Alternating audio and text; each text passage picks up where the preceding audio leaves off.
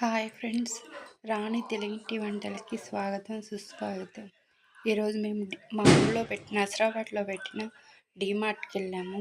అక్కడ చాలా బాగున్నాయి గిన్నెలు, ప్లేట్లు, ఇత్తడి సామాను అన్నీ చాలా బాగున్నాయి. బజార్ కంటే బయట కొట్లల్లో కంటే కూడా కొంచెం తక్కువ రేటు. కొనండి ఫ్రెండ్స్, చూడండి ఫ్రెండ్స్ ముందు నా వీడియోని.